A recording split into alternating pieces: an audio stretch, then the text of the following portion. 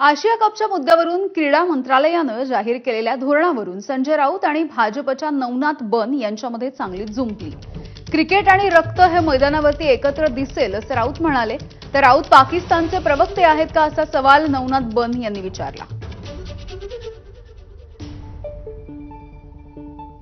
अमित शहांचे पुत्र हे क्रिकेटचे सूत्रधार असल्यामुळे आणि त्याच्यामध्ये बेटिंग पासून चिटिंग पर्यंत सगळे खेळ असल्यामुळे पैशांचे क्रिकेट आणि रक्त हे मैदानावर तुम्हाला एकत्र दिसेल। हिंदुत्व आणि राष्ट्रभक्तीचं ढोंग ह्या क्रिकेटच्या सामन्यामध्ये उघडं पडलेलं आहे। हे सामने जर महाराष्ट्रात किंवा देशात झाले असते तर आमच्या शिवसेनेने ते उधळून लावले असते। तिथे जे 26 महिलांचं कुंकू पुसलं त्यांच्या कुटुंबियांना घेऊन जा दाखवायला आम्ही पाकिस्तानशी कशा प्रकारचं युद्ध करतो मैदानावर ते दाखवण्यासाठी। ज्या ऑपरेशन सिंदूरचं कौतुक काही महिला करत होत्या ज्यांनी आपले पती गमावले, भाऊ गमावले, त्यांच्या भूमिका याच्यामध्ये येणं गरजेचं आहे।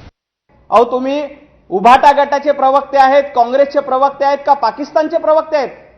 पाकिस्तानचे प्रवक्ते देखील अशा पद्धतीची भाषा वापरणार नाहीत। तशी भाषा आज संजय राऊत वापरतायत। भारताचा एकही खेळाडू पाकिस्तानच्या भूमीवर जाणार नाही आणि पाकिस्तानच्या भूमीमध्ये आम्ही क्रिकेट खेळणार नाही आणि पाकिस्तानला भारताच्या भूमीत येऊन क्रिकेट खेळता येणार नाही, ही देखील स्पष्ट भूमिका आम्ही सांगितलेली आहे। संजय राऊत यांनी आधी सर्व देशवासियांची आणि भारतीय सैनिकांची माफी मागितली पाहिजे।